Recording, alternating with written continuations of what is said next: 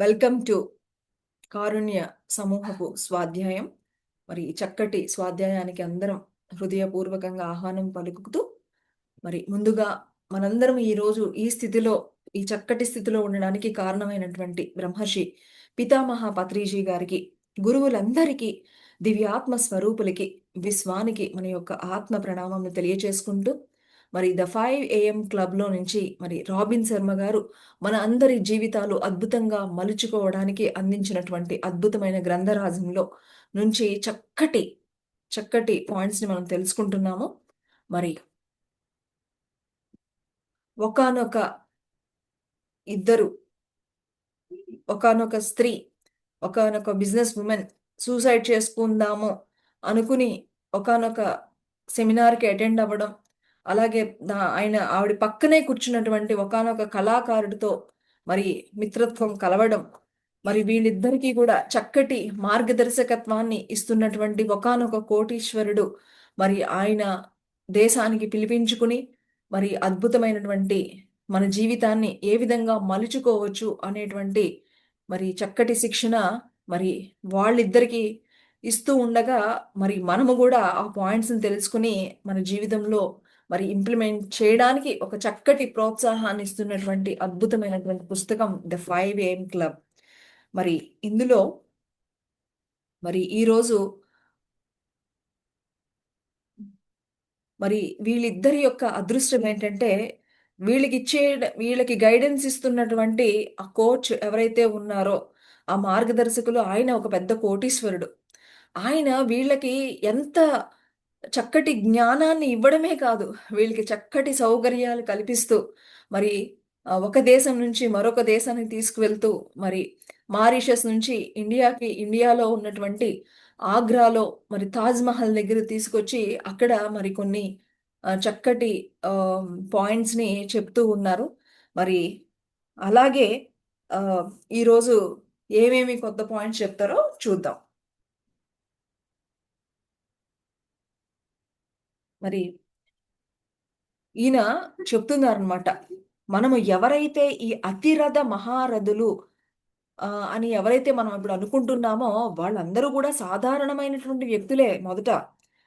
కానీ వాళ్ళని ఆ అతిరథ మహారథులుగా చేసినది ఏమిటి అంటే, వారి యొక్క పట్టుదల, వారి యొక్క అభ్యాసము, అలాగే ప్రతిరోజు కూడా వాళ్ళ యొక్క అలవాట్లు, అలాగే నిరంతరము వారి యొక్క మరి అలవాట్లను చక్కగా మెరుగుపరుచుకోవడం, ఎలాంటి ప్రలోభాలకు గురి అవ్వకుండా మరి ఆహ్, వాళ్ళు తీసుకున్నటువంటి చర్యలే వారు ఈరోజు ఈ విధంగా అతిరథ మహారథులు అని మనం అనుకుంటున్న వాళ్ళందరూ కూడా ఈ విధంగా అయిన వాళ్ళే.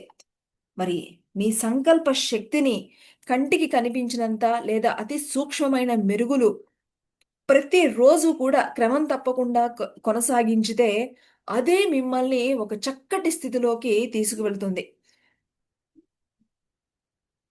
మరి కా దీనికి కావాల్సింది ఏంటంటే దీర్ఘకాలము నిత్య సత్య శిక్షణ. అసలైన మహామేధావులు అందరూ కూడా సాధారణ వ్యక్తులుగానే స్టార్ట్ చేశారు. అయితే వారు క్రమం తప్పకుండా ప్రతిరోజు అభ్యాసం చేసి శక్తి సామర్థ్యాలను మరి ప్రపంచ స్థాయికి వరకు తీసుకువెళ్లారు. మరి ఈరోజు తాజ్ మహల్ గురించి మరి ఆయన చెప్తున్నారు. ఈ తాజ్ మహల్ మరి ఈ యొక్క వింతల్లో మరి వరల్డ్ వైడ్‌గా కూడా ఈ తాజ్ మహల్ గురించి అందరికీ తెలిసిపోయింది. ప్రపంచ వింతలలో ఒకటి అయ్యింది అంటే, ఆ తాజ్ మహల్ నిర్మించడానికి వెనకాల ఎంత సాధన ఉంది, ఎంత కృషి ఉంది అని చెప్తున్నారనమాట. సో, ఒక ఒక ప్రపంచ స్థాయిలో మీరొక గుర్తింపును పొందాలి అంటే, దాని వెనకాల ఎంతో సాధన, ఎంతో కృషి ఉండాలి అని చెప్తున్నారు. మరి మనకి మన మనసు ఏంటంటే ఎంతసేపు ఉదయము చక్కగా దుప్పటి కప్పుకొని హాయిగా నిద్రపోవడానికి అనేక రకమైనటువంటి సాకులు మన మనసు చెప్తూ ఉంటుంది. మీ మెదడులో మేలుకునే ఒక నాడీ వలయము నిర్మాణం చేయాలి అది చేసుకోవాలని చెప్తున్నారు. అది ఎలాగా అంటే న్యూరో ప్లాస్టిసిటీ శక్తి వల్ల ఏర్పడుతుంది. కలిసి పనిచేసే నాడీ వలయాలు కాలక్రమేణా సమకూడి శక్తివంతమైన నాడీ రాజమార్గంగా మారుతాయి. మరి అలాగా పడుకుని ఉండిపోవడము, కాకుండా మరి లేచి ఉదయమే చక్కటి కార్యక్రమాలు మొదలుపెట్టడమా అనేది మీ యొక్క సంకల్ప శక్తిని బలపరిచే అవకాశం ఉన్నది. మొదట్లో ఇది చాలా అసౌకర్యంగా ఉంటుంది.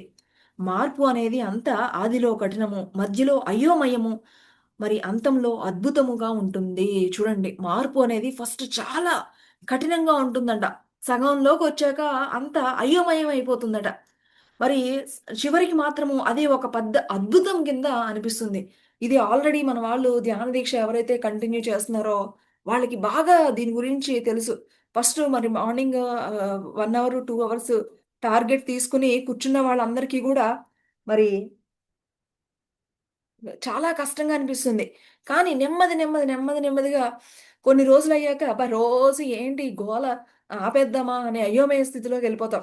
తర్వాత అది కనక కంటిన్యూ చేసి దాన్ని తట్టుకొని గనక మనం కంటిన్యూ చేయగలిగితే గనక అది మనల్ని అద్భుతంలోకి తీసుకువెళ్తుందట. చూడండి ఎంత బాగా చెప్పారో మరి. ఇది ఎంత important point my dear friends. మరి ఫస్ట్ కఠినంగా ఉంటుందట. తర్వాత అయోమయంగా ఉంటుందట. తర్వాత అది అద్భుతంలోకి తీసుకెళ్ళిపోతుంది అని చెప్తున్నారు. వీళ్ళిద్దరికీ ఈ విధంగా మోటివేట్ చేస్తున్నారాయన. వేకువనే సూర్యుడితో పాటు మేలుకున్నందుకు లంచ్‌లో మీకు మీరే ఒక చాక్లెట్‌ని కొనుక్కొని మీరు ఉత్సాహపరచుకోండి అని చెప్తున్నారు. చూసారా ఇక్కడ? Self motivation is very very important. ఎవరో మిమ్మల్ని అప్రిసియేషన్ చేయడం కాదు. మనము ఎప్పుడు కూడా ఎవరి దగ్గర నుంచైనా అప్రిసియేషన్ గాని, ఎవరి దగ్గర నుంచైనా ఏమైనా ఎక్స్‌పెక్ట్ చేస్తున్నాము అంటే మనం ఎప్పుడు ముందుకెళ్ళలేము మై డియర్ ఫ్రెండ్స్. కాబట్టి ఇక్కడ చెప్తున్నారు బాగా. Self motivation. మీరు ఆ రోజు అంతా చక్కగా చేశారు. మీకు మీరే మీకిష్టమైన ఒక చాక్లెటో, లేకపోతే మీకిష్టమైనది మీరే అప్రిషియేట్ చేసుకొని మీకు మీరే ఇచ్చుకోండి అని చెప్తున్నారు. ఇది ఎంత అద్భుతంగా ఉంది ఈ పాయింట్. సో, మిమ్మల్ని మీరే మోటివేట్ చేసుకోండి అని చెప్తున్నారు. రోజుల తర్వాత ఎప్పుడో ఒకప్పుడు చిన్న కునుకు తీయడం మరొక ప్రతిఫలం కావచ్చు. ఈ గ్రహం మీద మహోన్నత సృజనాత్మకకు అభిమాన ప్రతిఫలం అది. లేదా ఎంతకాలం నుంచో మీరు కొనాలి అనుకుంటున్న పుస్తకం కొనడం కావచ్చు. మీ అభిమాన విషయం మీరు ఆలోచించి నిర్ణయించుకోండి అని చెప్తున్నారు. మిమ్మల్ని మీరు అప్రిసియేషన్ చేసినప్పుడు మీకు నచ్చింది తీసుకోండి. మీకు చాక్లెటే కొనుక్కుంటారా? ఒక మంచి పుస్తకం కొనుక్కుంటారా? లేకపోతే ఒక 2 నిమిషాలు కునికే ఏస్తారా? చూడండి ఇది కూడా చెప్తున్నారు. ఎందుకంటే ఎప్పుడైతే ఎర్లీ మార్నింగ్ 4:00కి, 3:00కి లేచి చేసినప్పుడు ఒక ఆఫ్టర్‌నూన్ ఒక్క 5 నిమిషాల కునుకు ఎంత అద్భుతంగా ఉంటుందంటే అది దేనితో కూడా పోల్చలేం. ఎంతమందికి ఈ అనుభవం ఉంది చెప్పండి? చక్కగా మరి ఒక్క 5 నిమిషాలే. 5 నిమిషాల్లో ఎంత ఎనర్జీ తీసుకుంటామంటే, సో, మీకు ఏది కావాలో అది గిఫ్ట్ కింద ఇచ్చుకోండి. మీకు మీరే గిఫ్ట్ ఇచ్చుకోండి అని చెప్తున్నారు. మరి జీవితాంతము ది 5 ఏఎం క్లబ్ సభ్యులుగా ఉండాలనే మీ సంకల్పాన్ని చెక్కు చెదరనీయకండి. ఈ స్వీయ వాగ్దానానికి సాకులు లేకుండా ఉండేటట్లు చూసుకోండి. మీకు మీరే మనకి అసలు వాళ్ళ కోసం, వీళ్ళ కోసం సాకులు కాదు. ఇదంతా ఎవరి కోసము? మన కోసం. కాబట్టి మీకు మీరే సాకులు చెప్పడం మానేసేయండి అని చెప్తున్నారు. ఇలా చేసినప్పుడు మీ అంతరాత్మలో మీకు ఒక చక్కటి దృఢత్వం అనేది ఏర్పడుతుంది. వేకువన మీరు మేలుకున్నప్పుడల్లా మీ శీలము గూడా స్వచ్ఛమవుతూ ఉంటుంది.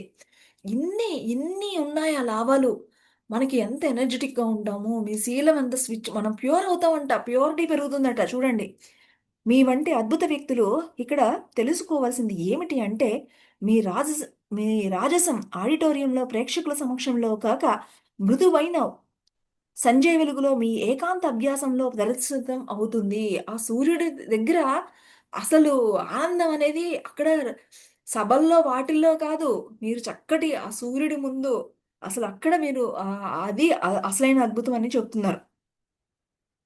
మరి ఆట చివరి క్షణాలలో వారు అంటే ఇక్కడ చెప్తుందనమాట. విజయాలలో తలపడే క్రీడా బృందాల గురించి కొంతవరకు ఈయన చదివారట. ఈయనకింత నాలెడ్జ్ ఎలా వచ్చిందంటే ఆయనే చెప్తున్నారు. నేను అనేక పుస్తకాలు చదివాను. ఎంతోమంది విజయవంతులైనటువంటి క్రీడాకారుల పుస్తకాలు చదివాను.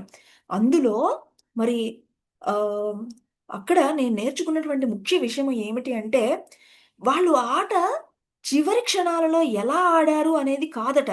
వారు మొట్టమొదటి నుంచి వారు ప్రాక్టీస్ సమయంలో ఎంత క్రమశిక్షణ అనుసరించి అవలంబించారో అదే వారిని విజయం వైపు తీసుకెళ్ళిందని చెప్తున్నారు.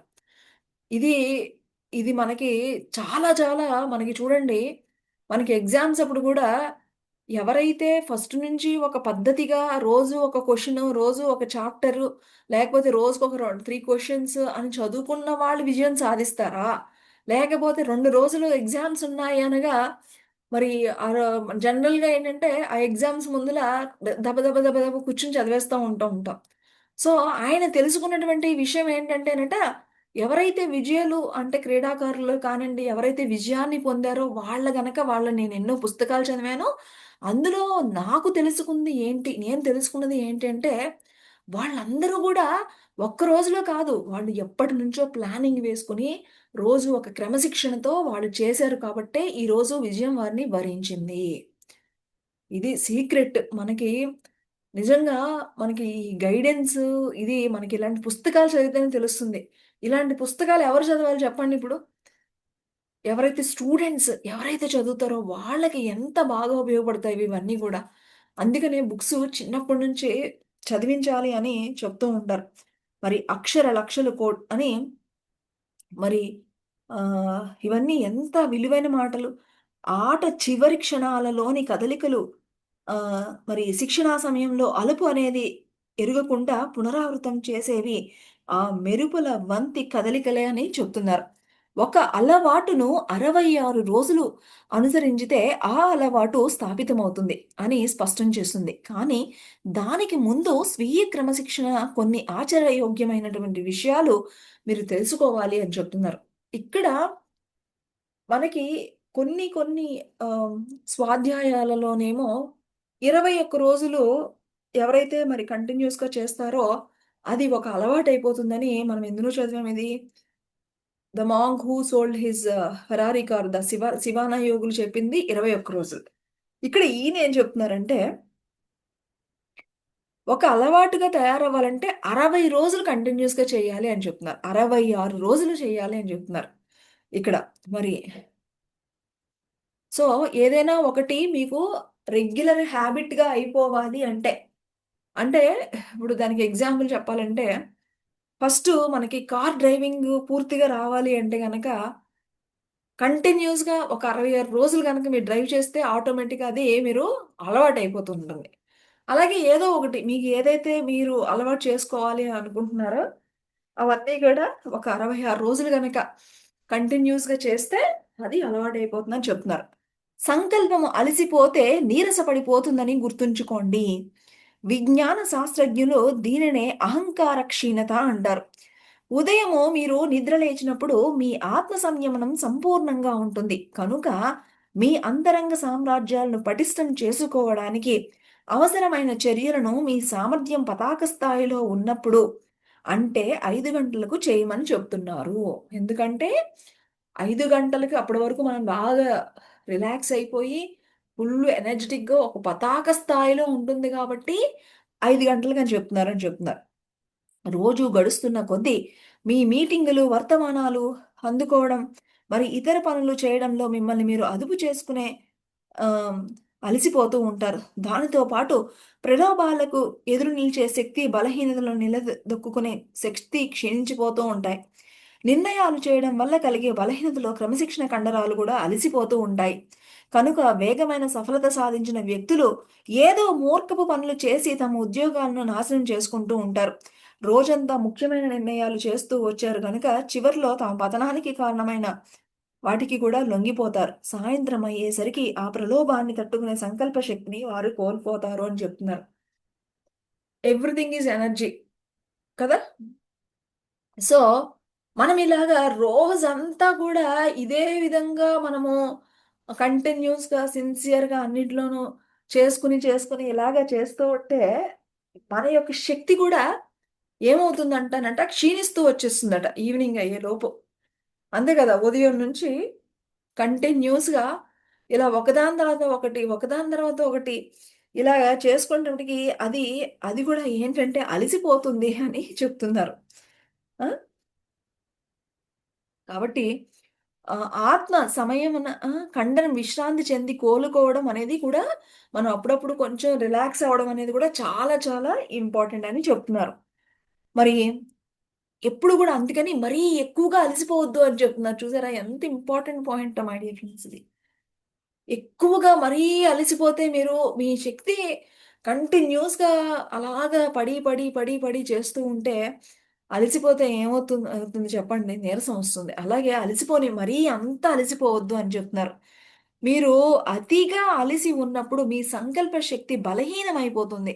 అక్కడే మనము ఎరుకను కలిగి ఉండాలి. మనం పూర్తిగా అలిసిపోయి ఉన్నప్పుడు మన నిర్ణయాలు అన్నీ కూడా అడుగంటిపోతాయి. మనం నిర్ణయాలు అలాంటివి గూడా తీసుకోలేకపోతాము. మన ఎంపికలు కూడా సరిగా ఉండవు. కనుక ఆ స్థితి వరకు ఎవరు వెళ్ళకండి అని చెప్తున్నారు. అంతే ప్రపంచంలోని మహులు అందరూ సంకల్ప శక్తి వంటి తమ అమూల్య ఆస్తులను ఎలా కాపాడుకుంటారు అనే విషయము మరి నేను ఇది చాలా చాలా ఇంపార్టెంట్. మరి వాళ్ళందరూ గూడా వాళ్ళు అంటే మనం ఇలా కంటిన్యూయస్‌గా చేసేసుకుంటూ ఉంటే అలిసిపోయి డెఫినిట్‌గా సొల్లసిల్లిపోతాము. కానీ మీరు ఆ స్థితి వరకు రాకుండా ఉండాలి అంటే మరి అందరూ ఏం చేసేవారో అవి గూడా తెలుసుకుందాము అని చెప్తున్నారు. మరి ఆయన చెప్తున్నారు. ఇది కాలగర్భంలో కలిసిపోయిన కళ నేను మీకు చెప్తాను అని చెప్తున్నారు. ఏమిటట? మరి తన మరి ఆయన చెప్తున్నారు. బాహ్య పరిస్థితులు కూడా మీ క్రమశిక్షణకు దోహదం చేస్తాయని గుర్తుపెట్టుకోండి. అంతే కదా! మన చుట్టూతూ ఉండే పరిస్థితులు మనల్ని ఎంతో ప్రభావితం చేస్తూ ఉంటాయి. కనుకే స్టీవ్ జాబ్స్ తన నెక్స్ట్ అంతా గూడా తెల్ల పెయింటింగ్ ఆహ్, అతి కనీసమైన హంగు, ఆర్భాటం ఉంచాడు. ఆర్భాటం, హంగు ఎక్కువైన కొద్దీ మీ ఆత్మ సంయమనం కొరబడుతుంది అని చెప్తున్నారు. అందుకే మహామేధావులు అనేవాళ్ళట వాళ్ళు ఏం చేసేవారట, రోజు ఒకే యూనిఫార్మ్ ధరించేవారట వాళ్ళు. మహామేధావులందరూ గూడా రోజు ఒకే యూనిఫార్మ్ ధరించేవారట. కళాకారుల వ్యాఖ్యానం వారి జీవితాల్లో నిదానం ఉండాలని వారి కోరిక. ప్రతిరోజు మనం పరిమితమైనటువంటి సంకల్ప శక్తి, మానసిక ఏకాగ్రతతో మేలుకుందామని వారికి బాగా ఎరుక. కనుక ఏమి తినాలి, ఏమి ధరించాలి అనేటువంటి అల్పమైనటువంటి విషయాల మీద తమ ధ్యాసను వృధా చేయక, విలువైనటువంటి ప్రాథమిక అంశాలు వారి మీద పెట్టేవారట. చూడండి ఎంత important point my dear friends ఇది. ఆ! అంటే ఇక్కడ చెప్తున్నారు. ఇలాగా మనము చిన్నదానికి, పెద్దదానికి అన్నింటికి కూడా మన సంకల్ప శక్తిని పెట్టేస్తే ఏమైపోతుందట అది?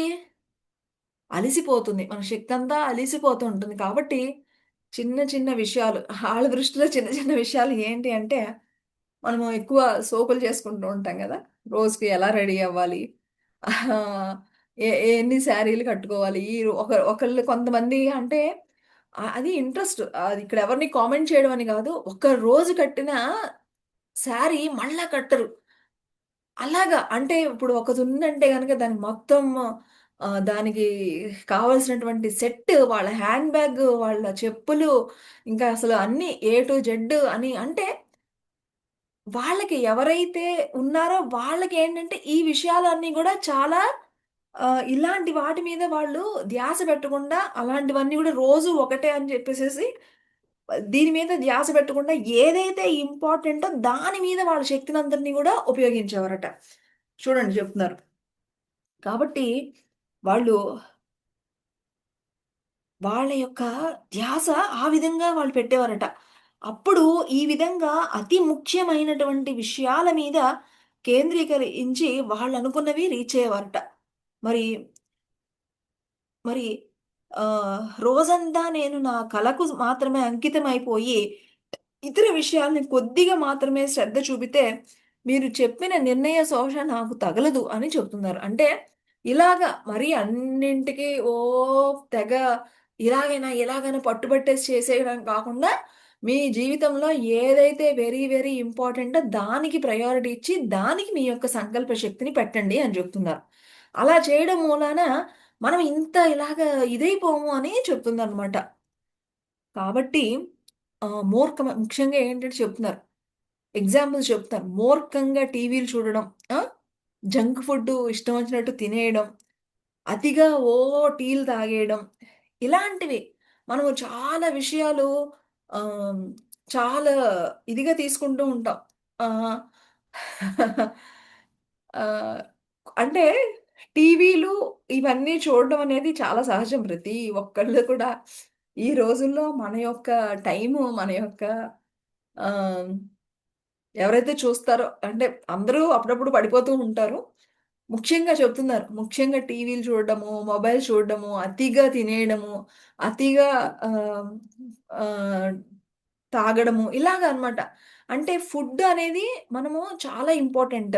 అది ఏ టైంలో ఎంత తీసుకోవాలి అంత గూడా మన కంట్రోల్‌లో ఉండాలి. సో, ఇష్టం వచ్చినట్టు తిని, ఇష్టం వచ్చినట్టు తినేసామనుకోండి, బాగా తినేసారు.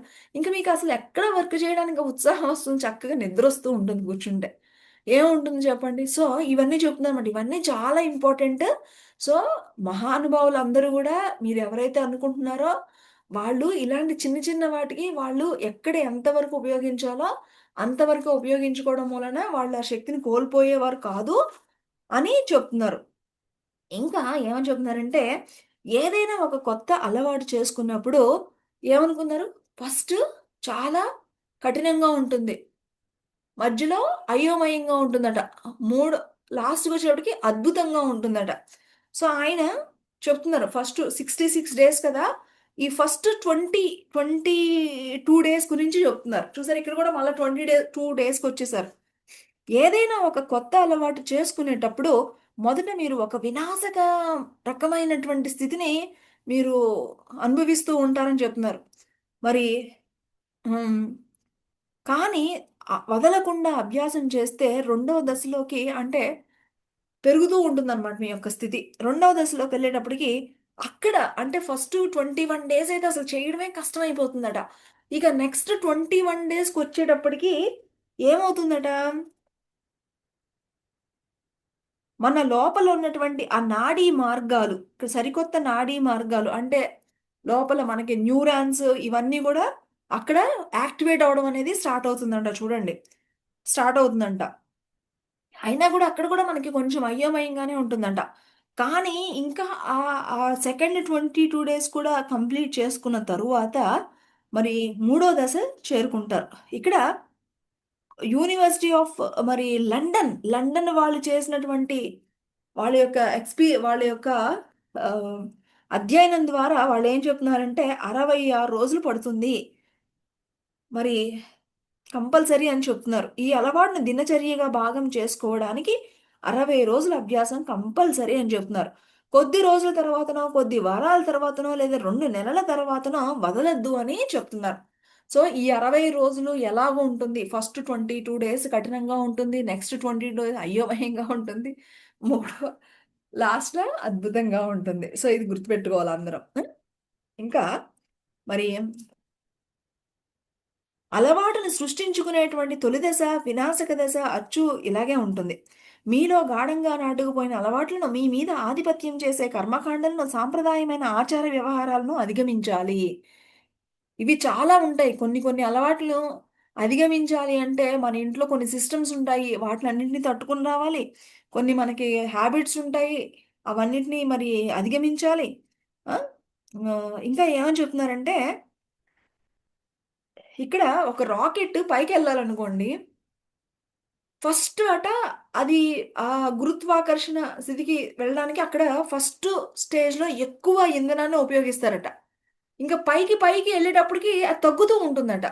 దాని యొక్క కన్జంప్షన్ అనేది తగ్గుతూ ఉంటుందనమాట. అలాగా ఈ యొక్క హ్యాబిట్స్ కూడా ఫస్ట్ దాన్ని అలవాటు చేసినప్పుడు మనం కొంచెం ఎక్కువగా కఠినంగా ఉంటాయి. దాన్ని జయించాలి అని దాంతో పోల్చి చెప్తున్నారు. ఎంత అద్భుతంగా చెప్తున్నారు చూడండి మరి. ఆ! మీరు మీరు ఎవరైతే అద్భుతమైన, సంపన్నమైనటువంటి జీవితం కోరుకునేవారు, ఈ విధంగా మరి అలవాట్లు చేసుకోవాల్సిందే అని చెప్తున్నారు. మరి ఎప్పుడైతే ఇంకా చెప్తున్నారు, ఇంక వదిలివేద్దాము అని అనుభూతి కలిగినప్పుడు, అప్పుడే అసలైన పట్టండి అని చెప్తున్నారు. కొత్త అపరిచిత ప్రదేశంలో మరి ఎతుకుతూ ఉన్నప్పుడు మీకు కలిగేటువంటి ఆ విముఖ భావాలను పీల్చి మరి చేతులు విత్తేయాలనేటువంటి టైమొస్తుంది. అదే మనం కంటిన్యూ చేయవలసినటువంటి టైం అని చెప్తున్నారు. ఇంకా, ఇంకా ఏమని చెప్తున్నారంటే, మనస్తత్వ శాస్త్రము, భౌతిక శాస్త్రము, ఆవేశ ఉద్వేగాలు, ఆత్మశక్తి వాటి యొక్క ప్రకృతి సహజ శక్తులను మర్చిపోయాయి. ప్రస్తుతం మీరు సులువు అనిపించేది అంతా ఒకనాడు మీకు కష్టంగా అనిపించిందే గదా! ఈరోజు మీరు ఎన్నో పనులు సులువుగా చేసేస్తున్నారు. కానీ అవన్నీ కూడా మీకు ఒకప్పుడు స్టార్ట్ చేసినప్పుడు అవన్నీ గూడా చాలా కష్టంగా అనిపించినవే ఇప్పుడు ఈరోజు మీకు సులువైనయా లేదా ఎలా అయ్యాయి? అని ప్రశ్నిస్తుందనమాట. మరి పాత వాటిని సమూలంగా తీసివేయాలి. ఈ దశలో మీకు అయోమయం కలుగుతుంది. ఒత్తిడి పెరుగుతుంది. మరి నిరాశ కూడా వచ్చేస్తుంది. నిరాశలొచ్చేస్తాయి. నిస్పృహ వచ్చేస్తుంది. ఏంటి అని వచ్చేస్తుంది. ఇక ఇక్కడి నుంచి వదిలి వెళ్ళిపోవాలని కూడా అనిపిస్తుందట. ఈ దరిద్రపు నిర్ణయం అని దాన్ని మర్చిపోవాలని కూడా అనుకుంటారట. చూడండి ఎంత బాగా చెప్తున్నారు. ఛీఛీ! ఏంటి అసలు వదిలేద్దాము. అసలు ఇక్కడి నుంచి ఏం వద్దు అని కూడా అనిపిస్తుందట. ఆ! అసల ఇంకా ఒక టైంలో అనిపిస్తుందంట. ఇది కూడా చెప్తున్నారు చూడండి ఎంత బా చెప్తున్నారు. ఒక టైంలో అనిపిస్తుందట నాకు ఈ టార్గెట్‌లు వద్దు. ఈ టార్గెట్‌లు వద్దు. ఈ లక్ష్యాలు వద్దు. నాకు ఏమి వద్దు. నేను అన్నీ వదిలేసి గొర్రెల్ని కాపుకొని ఉంటాను. నాకసలు ఇవేమి వద్దు అనేటువంటి స్థితి కూడా వస్తుందట చూడండి. ఆ! ఇవన్నీ వద్దు. నాకసలకి లక్ష్యాలు వద్దు. ఏమి వద్దు. శుభ్రంగా గొర్రెల్ని కాసుకొని బతికేస్తాను. నాకివేమి వద్దు అని గూడా అనిపిస్తుందట. ఆ! కానీ ఇంత కష్టమొచ్చిందంటే ఇదంతా మీ మేలు కోసమే అని గుర్తుంచుకోండి. ఆ! నిజానికి ఇలాంటి పరిస్థితులే మీకు ఎంతో మేలు చేస్తాయి. మీకు తెలియకుండానే ఆ వేకువనే మేలుకోవడం అనే అలవాటు మీ జీవితాన్నే మార్చివేస్తాయి. మీ కార్యాచరణలో ఉన్న ఉన్నత స్థాయిని పొందబోతారు. అంత అస్తవ్యస్తతలోనూ క్రమత రహస్యంగా దాగి ఉంది. అదే అసలైనటువంటి రహస్యం అని మానసిక శాస్త్రవేత్త అయినటువంటి కార్ల్ యంగ్ అని చెప్తున్నారు. మరి అంతే కాదట. ఒకానొక సమయంలో మరి ఈ భయానికి మూలమైన కార్టిసోల్ హార్మోన్ గూడా ఎక్కువవుతుందంట. మీరు ఎక్కువ కాలం భయంతో గడుపుతూ ఉంటారు. ఇప్పుడు మెదడులో జరిగే పని అంతా శక్తిని ఇంకా ఇంకా ఊడ్చివేయడమే. ఇంకా అలా జరిగేటప్పుడు మన లోపల శక్తి కూడా ఇంకా ఊడ్చివేయడం జరుగుతుంది. ఈ అలవాటును స్థాపించుకునే రెండవ దశలో మీరు తరచూ అలసిపోతూ ఉంటారు. సనాతన ఋషులు, యోగులు, మహర్షులు ఈ మహత్తర ఆత్మ పరివర్తనను ఆత్మామ కార నిసిది అని గూడా అనేవారట. ఇవన్నీ గూడా యోగులు, ఋషులు ఎవరైతే ఉన్నారో వాళ్ళందరూ గూడా దీనికొక స్థితి అని గూడా పేరు గూడా పెట్టారనమాట. ఒకనాడు అసహ్యంగా కనిపించిన గొంగళి పురుగు మరి ఇంద్రజాలంగా మరి సీతాకోకచిలుకగా మారుతున్నది గదా! ప్రగాఢమైన అసలైన పరివర్తన అంటే అనేక చిరు మరణాలతో కూడినటువంటి ప్రయాణమని మర్మయోగులు నిర్ణయించారు. మీలోని ఆ మహత్తరమైన వ్యక్తి మేల్కొనాలి అంటే, ఈ పాత వ్యక్తి అనేవాడు మరణించాలి. మీలోని మహత్తరమైన వ్యక్తి ఆ! మీరు ఘనతగా ఎదగాలి అంటే, మీలోని ఉన్నటువంటి బలహీనతల నుంచి బయటపడాలి అని చెప్తున్నారు. అంతే గదా! మరి గొంగళి పురుగు మరణిస్తేనే సీతాకోకచిలుక వస్తుంది చక్కగా. అలాగే మీలో ఉన్నటువంటి ఈ చెడు ఈ యొక్క ఏవైతే మనల్ని బద్ధకంగా శక్తిహీనంగా చేసేటువంటి అలవాట్లన్నీ గూడా పోయి, వాటిలో ఒక చక్కటి అలవాట్లు మనలో వస్తే గాని, మనలో ఆ కొత్త వ్యక్తి అనేది ఉదయించడు అని చక్కగా చెప్తున్నారు. మరి సో, ఇంత బాగా చెప్తే ఇంకెవరైనా నో అంటారా? చెప్పండి. ఇంకా ఇంకా చాలా ఇంట్రెస్ట్‌గా వీళ్ళిద్దరూ గూడా వింటూ ఉన్నారనమాట. హ్మ్. చాలా అద్భుతంగా ఉంది కదా! మరి మనము ఇంకా,